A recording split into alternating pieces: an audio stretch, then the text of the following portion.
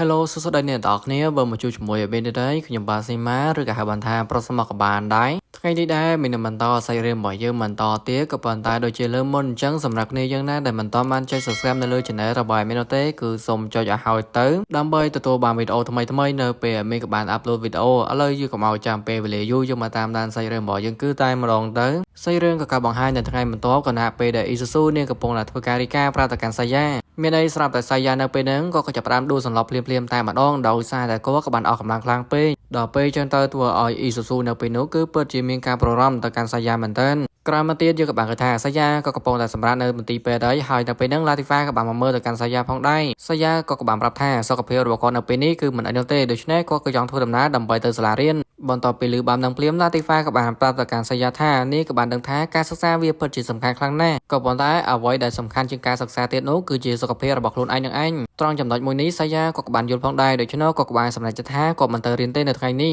មួយសន្ទុះក្រោយមកយើងក៏បានឃើញថាអ៊ីស៊ូស៊ូនេះក៏បានមកមើលទៅកាន់សាយ៉ាហើយក៏ប៉ុន្តែសាយ៉ាក៏ចាប់ផ្ដើមឆ្ងល់ពីព្រោះនៅលើក្បាលរបស់អ៊ីស៊ូស៊ូនៅពេលនេះដូចជាមានប្រដាប់រូតអ្វីមួយអញ្ចឹងអ៊ីស៊ូស៊ូក៏បានប្រាប់ថាវាមិនសំខាន់នោះឡើយដូច្នេះហើយមិនបាច់ចង់ដឹងទេមានអីភ្លាមនឹងក៏ស្រាប់តែអ៊ីស៊ូស៊ូនេះក៏បានឡើងលើក្រែរបស់សាយ៉ាហើយក៏បានបង្ហាញអាកប្បកិរិយារបស់នាងនៅពេលនេះដូចជាអែបអោបទៅកាន់សាយ៉ាមិនទេដល់ពេលចឹងទៅធ្វើឲ្យសាយ៉ានៅពេលនោះក៏ចាប់ផ្ដើមឆ្ងល់ពីអត្តចរិតរបស់អ៊ីស៊ូស៊ូហេតុអីបានជាទៅជាអញ្ចឹងហើយតាមពិតទៅនេះគ្រាន់តែជាការប្រេងរបស់ចៅឆ្មាតែប៉ុណ្ណោះជាមួយនឹងប្រូជាមហើយនេះគ្រាន់តែជាឈុតវេទមន្តមួយដែលតម្រូវឲ្យពួកគេនេះគឺអាចប្រឡំខ្លួនទៅកាន់អ្នកណាម្នាក់បានប្រូជាមហើយនឹងចៅឆ្មាក៏ចាប់ផ្ដើមសើចចំអកទៅកាន់សាយ៉ាហើយការសើចរបស់ពួកគេមិនទាន់បានប្រមាថផងហ្នឹងម្ចាស់ដើមគេក៏បានមកដល់ទីនេះជាលទ្ធផលរបស់ពួកគេនឹងគឺថាស៊ីម្នាក់មកក្របសំណនឹងឯងបន្តមកពីក៏បានធ្វើការនេះប្រាប់ទៅកាន់សាយ៉ាថានៅពេលនេះឯងមិនចាំបាច់ទៅរៀននោះទេពួកគេគឺអាចប្រឡំខ្លួនធ្វើជាសាយ៉ាដើម្បីទៅរៀនជំនួសក៏បានដែរចំណែកសាយ៉ាក៏បានត្រឹមតែយល់ព្រមតែប៉ុណ្ណោះពីព្រោះថាគាត់មិនចង់ឲ្យខ្លួនឯងគឺអវត្តមាននៅឡើយសេរីក៏កាប់បង្ហាញនៅពេលដែលសាយ៉ាក៏បានធ្វើដំណើរដើម្បីទៅសាលារៀននោះតាមពិតទៅអ្នកដែលបានប្រឡំខ្លួននៅថ្ងៃនេះគឺគ្មាននរណាឆ្ងាយនោះទេគឺជាអ៊ីស៊ូស៊ូនឹងឯងតែទៅមកដែរក៏ស្រាប់តែមានក្មេងចំនួន3នាក់ក៏បានមកដល់ទីនេះដោយសារតែពួកគេក៏បានធំខ្លាំងរបស់អ៊ីស៊ូស៊ូហើយនៅពេលដែលពួកគេគឺរើមិនឃើញវត្តមានរបស់អ៊ីស៊ូស៊ូនោះពួកគេក៏បានចាក់ចេញទៅបានធ្វើឲ្យអារម្មណ៍របស់អ៊ីស៊ូស៊ូនៅពេលនោះគឺពិតជាធូរទ្រង់មែនទែនក៏ប៉ុន្តែអាការធូរទ្រង់មិនទាន់ប្រហែលហងក៏ជួបប្រទះជាមួយនឹងស៊ីណាពីព្រោះថាស៊ីណាគឺជាសិស្សម្នាក់ដែលរៀននៅវិទ្យាល័យជាមួយនឹងសាយ៉ានឹងឯងពេលហ្នឹងអាស៊ីណានេះពិតជាឆ្ងល់មែនទែនតែតងអំពីដូចជាប្រដាប់រឹតមួយនៅលើក្បាលរបស់សាយ៉ាអ៊ីស៊ូស៊ូក៏បានប្រាប់ថាអារបស់មួយហ្នឹងគឺវាមិនសំខាន់អីនោះទេអញ្ចឹងហើយពួកគេមិនចាំបាច់ចង់ដឹងនោះឡើយមូលហេតុដែលអ៊ីស៊ូស៊ូនេះក៏បានហៅទៅកាន់សាយ៉ានោះដោយសារតែសាយ៉ាដូចជាមិនអើពើជាមួយនាងអញ្ចឹងទាំងដឹងថានាងគឺជាបុគ្គលិករបស់សាយ៉ានឹងឯងដូច្នេះហើយអ៊ីស៊ូស៊ូក៏បានប្រាប់ថាអ្វីនេះក៏កំពុងតែអត់សូវស្រួលខ្លួនអញ្ចឹងហើយបានជាគាត់អត់សូវបានចាប់អារម្មណ៍ក៏ប៉ុន្តែអាការសន្ទនារបស់ពួកគេទាំងពីរនាក់គឺមិនសូវបានយល់ប្រមាណទេដោយសារតែស៊ីណានៅពេលនេះនេះគឺទស្សនៈរបស់នាងមុនហើយបន្តមកនៅពេលដែលអ៊ីស៊ូស៊ូនេះក៏បានទៅមើលកន្លែងទូដាក់អីវ៉ាន់របស់សាយ៉ានោះគឺពិតជាភ្ញាក់ផ្អើលមែនទែនពីព្រោះថានៅក្នុងទូនេះគឺមានសម្បត្តិខ្សែហាមមួយដែលសុំស្រឡាញ់ទៅកាន់សាយ៉ានឹងឯងអ៊ីស៊ូស៊ូដែលប្រឡងខ្លួនធ្វើជាសាយ៉ានឹងនាងគឺមិនដឹងនោះទេថានាងគួរតែទៅជួបឬក៏អត់ចិត្តមួយចង់ប្រាប់ពីរឿងរ៉ាវទាំងអស់ហ្នឹងប្រាប់ទៅកាន់សាយ៉ាក៏ប៉ុន្តែសភាពរបស់សាយ៉ានៅពេលនេះកំពុងតែសម្រាប់នៅមន្ទីរពេទ្យដូច្នោះហើយនេះគឺមិនចង់រំខាននោះឡើយក៏ចុះឡើងអ៊ីស៊ូស៊ូក៏បានសម្រេចចិត្តថានាងនឹងទៅជួបជាមួយនឹងមនុស្សដែលបានសារភាពស្នេហ៍ទៅកាន់សាយ៉ាបន្ទាប់ពីបានជួបភ្លាមហើយនោះស្រាប់តែសិស្សស្រីម្នាក់ហ្នឹងក៏បានធ្វើការសុំទោសទៅកាន់សាយ៉ាថាសម្បត្តិស្នេហាមួយហ្នឹងនាងក៏បានដាក់ច្រឡំទូទៅកាន់សាយ៉ាអញ្ចឹងហើយនាងពិតជាសុំទោសមែនតើហើយសិស្សស្រីម្នាក់ហ្នឹងគឺមានឈ្មោះថាសូជីដាបន្ទាប់ពីឮបាននឹងភ្លាមហើយអ៊ីស៊ូស៊ូនាងក៏បានប្រាប់ទៅកាន់សូជីដាថាកុំឲ្យបារម្ភអីដោយសារតែនាងក៏មិនបានស្ដីបន្ទោសទៅកាន់នាងនោះទេហើយចាត់ទុកថារឿងរ៉ាវទាំងអស់ហ្នឹងវាគ្រាន់តែជាការយកច្រឡំតែប៉ុណ្ណោះណាមួយមនុស្សម្នាក់គឺតែងតែមានកំហុសរៀងៗខ្លួនបានមកហើយសូជីដាក៏បានធ្វើការអរគុណទៅកាន់សាយ៉ាក៏ប៉ុន្តែនាងមិនដឹងនោះទេថាតាមពិតទៅម្នាក់ហ្នឹងគឺជាអ៊ីស៊ូស៊ូដែលមិនមែនជាសាយ៉ានោះឡើយសាច់រឿងក៏បង្ហាញនៅថ្ងៃបន្ទាប់នៅថ្ងៃនេះគឺជាថ្ងៃដែលប្រូជាមក៏បានប្រឡំខ្លួនធ្វើជាសាយ៉ាម្ដងអ៊ីស៊ូស៊ូនៅតែប្រាប់ទៅកាន់ប្រូជាមអញ្ចឹងថាប្រឡំខ្លួនធ្វើជាសាយ៉ាហើយកុំឲ្យបង្ករឿងឲ្យសោះក៏ប៉ុន្តែវាមិនដូចអ្វីដែលអ៊ីស៊ូស៊ូនេះក៏បានប្រាប់នោះទេប្រូជាមនៅពេលនោះគឺពិតជាកោងកាចមែនទែននៅក្នុងសាលារៀនសូម្បីតែគ្រូក៏គាត់មិនខ្លាចដែរគណៈពេលដែលប្រូជាមក៏កំពុងតែសម្រាប់នៅកន្លែងសួនច្បារមួយកន្លែងនោះក៏ស្រាប់តែជួបប្រទះជាមួយនឹងស៊ីណានៅពេលនោះនាងបានចាប់អារម្មណ៍នោះទេថានេះមិនមែនជាសាយ៉ាក៏ប៉ុន្តែនាងគឺចាប់អារម្មណ៍តិចហើយពីព្រោះថាអត្តចរិតរបស់សាយ៉ានៅពេលនេះបែរជាកោងកាចដូច្នោះហើយនាងក៏បានសុំលើសាយ៉ាដើម្បីត្រឡប់ទៅវិញតែម្ដង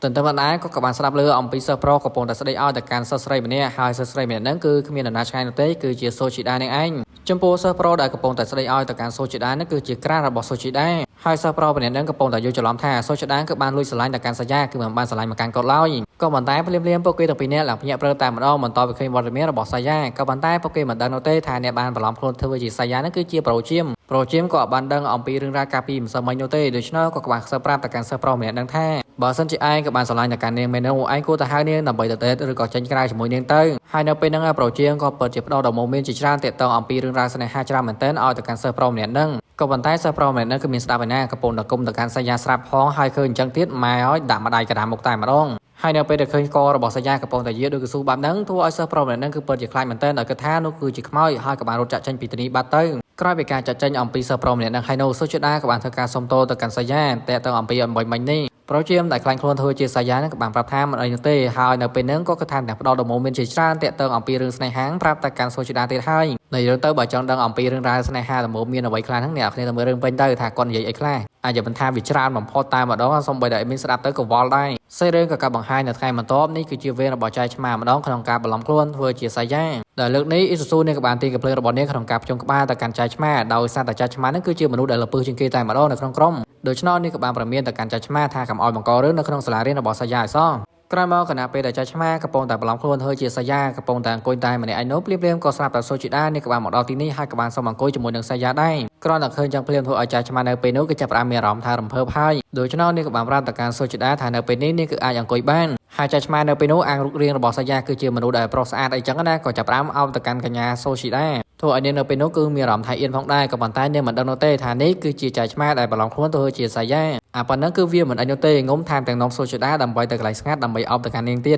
យ៉ាប់មកចៃឆ្មាក៏ប៉ុន្តែមានអីក៏ស្រាប់តែជួបប្រទះជាមួយនឹងស៊ីណាដែលនាងកំពុងតែអង្គុយញ៉ាំបាយនៅទីនោះហើយនៅពេលដែលឃើញសកម្មភាពបែបហ្នឹងនាងក៏បានយកបាយប្រអប់របស់នាងគឺគប់មុខរបស់សាយាតែម្ដងទាំងនាងគឺមិនដឹងនោះទេថានោះគឺជាចៃឆ្មានឹងឯងបន្ទាប់ពីការចាត់ចែងរបស់ស៊ីណានោះក៏ស្រាប់តែចៃឆ្មាគឺមានបំណងថាចង់អោបទៅកាន់សូជីដាទៀតហើយក៏ប៉ុន្តែលើកនេះសូជីដាគឺមិនអោយអោបទៀតទេដោយសារតែនាងគឺដូចជាដឹងថានេះមិនមែនជាសាយាហើយក៏បានព្យាយាមសួរទៅកាន់ចៅឆ្មាថាចៅឆ្មាគឺបានចាំឈ្មោះរបស់នាងដែរទេក៏ប៉ុន្តែចៅឆ្មាហើយឈ្មោះរបស់សូជីដាគឺមានចេញឯណាដូច្នោះហើយសូជីដាគឺដឹងតែម្ដងថានេះមិនមែនជាសាយានៅឡើយហើយក៏បានដើរចាក់ចេញពីទីនេះបាត់ទៅសេរីរឿងក៏កាបង្ហាញនៅថ្ងៃបន្តយកបានគេថានេះគឺដល់វេនរបស់ម៉ូហ្វីម្ដងក្នុងការប្រឡងខ្លួនធ្វើជាសាយាចំពោះអ៊ីស៊ូស៊ូនៅពេលនេះនាងក៏បានដឹងថាចៅឆ្មាហើយនឹងប្រូជាមនៅពេលនោះក៏បានបង្កបញ្ហាច្រើនមែនទែននៅក្នុងសាលារៀនរបស់សាយាអញ្ចឹងហើយសកម្មភាពរបស់ម៉ូហ្វីរាល់ការសម្ដែងរបស់គាត់នេះគឺត្រូវតែតាមដានទៅកាន់ម៉ូហ្វីជានិញក៏ប៉ុន្តែនៅពេលដែលបានមកដល់សាលាគឺធ្វើឲ្យម៉ូហ្វីគឺចាប់ផ្ដើមគាំងតែម្ដងដោយសារតែមានសិស្សស្រីចំនួន3នាក់ដែលជាមិត្តភក្តិរបស់សូជីដាក៏បានមករត់រឿងទៅកាន់សាយាដោយចាត់ប្រកាសថាសាយានេះគឺបាននាំសូជីដាដើម្បីទៅកន្លែងស្ងាត់ក្នុងការបំពេញទៅកាន់នាងអញ្ចឹងទៅចំពោះម៉ូហ្វីក៏គឺជាមនុស្សម្នាក់ដែលគាត់ដឹងអំពីស្ថានភាពផងដែរដូច្នោះក៏អត់មានអ្វីដែលក្រៅពីពាក្យសំទោសទៅកាន់ពួកគេនោះទេសិស្សស្រីទាំង3នាក់ហ្នឹងមកទោះបីជាដឹងថាម៉ូហ្វីនៅពេលនេះកំពុងតែធ្វើការសំទោសក៏ដោយក៏ពួកគេក៏មិនលើកលែងដែរដែលនៅតែបន្តជេរប្រមាថទៅកាន់សាយាទាំងមិនដឹងថានោះគឺជាម៉ូហ្វីសូម្បីតែសូជីដាក៏បានធ្វើការហាមឃាត់ទៅកាន់ពួកគេទាំង3នាក់ផងដែរក៏នៅតែមិនអាចធ្វើអ្វីបានហើយច្បាស់ខ្លាំងណាស់ម៉ូហ្វីក៏មានអត្តចរិតមួយទៀតនៅពេលដែលអ្នកណាក៏បានជេរប្រមាថមកកាន់គាត់នោះក៏មិនលើកលែងឲ្យទេដូច្នោះក៏ចាប់ផ្ដើមមានកំហឹងនៅក្នុងខ្លួនតែម្ដងហើយក៏ចាប់ផ្ដើមធ្វើការប្រកែកជាមួយនឹងអ្នកទាំង3ហើយដើម្បីជាការកម្រាមទៅកាន់ពួកគេទាំង3នាក់នោះក៏បានកាត់ទៅដើមឈើមួយធ្វើឲ្យវាក៏បានដាច់ជា3កំណាន់ហើយមិនត្រឹមតែប៉ុណ្្នឹងទេគាត់នៅតែបន្តស្ដីឲ្យទៅកាន់អ្នករៀនទាំង3នាក់ហ្នឹងវិញទៀតផងស្របពេលនឹងដែរក៏ស្រាប់តែសាប្រូដែលជាក្រាស់របស់សូជីដាក៏បានបង្ហាញខ្លួនហើយក៏បានធ្វើការសុំទោសទៅកាន់ពួកគេទាំងអស់គ្នានឹងប្រាប់ថាតាមពិតទៅនេះគ្រាន់តែជាផែនការរបស់គាត់តែប៉ុណ្ណោះហើយសាយានៅពេលនោះក៏បានស្ម័គ្រចិត្តជួយមកកាន់គាត់ដើម្បីឲ្យធ្វើឲ្យសូជីដានេះក៏បានស្អប់មកកាន់គាត់ធ្វើយ៉ាងណាក៏ដោយឲ្យស្អប់មកកាន់សាយាអញ្ចឹងទៅហើយនៅពេលដែលសូជីដាក៏បានស្អប់ទៅកាន់សាយាហើយនោះគឺជាពេលវេលាដែលគាត់ក៏អាចតាមស្រឡាញ់ទៅកាន់សូជីដាវិញហើយដូច្នេះចាប់ពីពេលនេះទៅអ្នកទាំងអស់គ្នាកុំឲ្យមានការយល់ច្រឡំបន្តទៀតអីក្រោយមកតាមពិតទៅអ្នកដែលបានសម្ដែងធ្វើជាក្រាស់របស់សូជីដានេះគឺគ្មាននរណាឆ្ងាយនោះទេគឺជាសាយាដែលគាត់ក៏បានបន្លំខ្លួននឹងឯងមូលហេតុដែលគាត់ក៏បានចេញមុខមកដោះស្រាយនឹងដោយសារតែស៊ីណាក៏បានប្រាប់អំពីរឿងរ៉ាវទាំងអស់ហ្នឹងប្រាប់មកកាន់គាត់បានដឹងថាអ្នកដែលបានបន្លំខ្លួនធ្វើជាគាត់ហ្នឹងក៏បានមករៀនហើយបង្កបញ្ហាច្រើនមែនទែនអញ្ចឹងហើយបានជាសាយាក៏បានចេញមុខមកដោះស្រាយហើយនៅពេលហ្នឹងក៏ពិតជាអរគុណទៅកាន់ស៊ីណាមែនទែនដែលបានប្រាប់គាត់បន្តមកទៀតសេរីរឿងក៏ការបង្ហាញនៅពេលល្ងាចយើងក៏បានគេថាអ៊ីស៊ូស៊ូក៏បានមកជួបជាមួយនឹងឡាទីហ្វាជាមួយនឹងសាយាមូលហេតុដែលនាងក៏បានមកជួបនឹងដោយសារតែនាងគឺចង់សួរអំពីអាការៈរបស់សាយានឹងឯងសាយាក៏បានប្រាប់ថានៅពេលនេះជំងឺរបស់គាត់ក៏បានជាសុខស្បាយហើយគាត់ពិតជាអរគុណទៅកាន់នាងមែនទែនដែលបានជួយមកកាន់គាត់ឬមកសាយានិងឡាទីហ្វាក៏បានប្រាប់ទៅកាន់អ៊ីស៊ូស៊ូនៅពេលនេះអង្គុយមកដើម្បីញ៉ាំបង្អែមជាមួយគ្នានៅពេលហ្នឹងអ៊ីស៊ូស៊ូនេះគឺមានអារម្មណ៍ថាដូចជាចំណានទៅកាន់ឡាទីហ្វាមិនទេដោយសារតែឃើញឡាទីហ្វាកំពុងតែស្និទ្ធស្នាលជាមួយនឹងសាយាដែលមើលទឹកមុខរបស់អ៊ីស៊ូស៊ូនៅពេលនេះដូចជាប្រចាំទៅកាន់សាយានឹងឯងអូខេអ្នកទាំងអស់គ្នាសេរីរឿងរបស់យើងភាគទី8ក៏ការចប់នៅត្រឹមនឹងឯងហើយបើចង់ដឹងថាភាគបន្តទៅមុខទៀតវាទៅជាយ៉ាងណាក៏ភ្លេចតាមដានជាមួយអេមីនទាំងអស់គ្នាណាតាមពិតទៅនៅថ្ងៃនេះអេមីនមានគោលបំណងថាចង់ធ្វើ3ភាគដើម្បីឲ្យអ្នកគ្នាបានទស្សនាបានច្រើនអញ្ចឹងណាក៏ប៉ុន្តែมันអាចធ្វើបានទេបានត្រឹមតែ2ភាគ ពីព្រោះតំបន់ដែលមានកំពុងតែរស់ហ្នឹងគឺស្ថិតនៅតំបន់ភ្នំអញ្ចឹងទៅវាតែងតែភ្លៀងសឹងទៅរាល់ថ្ងៃទៅហើយអាសូរអាការភ្លៀងហ្នឹង1ម៉ោង2ម៉ោងចប់ក៏ប៉ុន្តែអត់នោះទេអ្នកគ្នាមួយថ្ងៃវងងាយតែម្ដងអញ្ចឹងហើយបានជា admin ពិបាកក្នុងការបញ្ចូលសលេងមែនតើមួយទៀតនោះបើសិនជាគ្នាយើងណាដែលមានបំណងថាចង់ support ក៏ពេលមកកាន់ admin នេះនោះ admin នឹងដាក់ QR នៅទីនេះដើម្បីផ្ដល់ជាកម្លាំងចិត្តមកដល់ admin ដើម្បីធ្វើវីដេអូទៅមុខទៀតជាចុងក្រោយ admin មានតែពីជូនពរទៅកាន់អ្នកគ្នាតែប៉ុណ្ណោះឲ្យសំណាងល្អនៅក្នុងឆាតជីវិតការធ្វើដំណើរទៅណាមកណាប្រកបដោយសុវត្ថិភាពជានិច្ចឥឡូវ admin មានតែប៉ុណ្្នឹងទេបាយបាយជួបគ្នាភាពបន្តបាយបាយ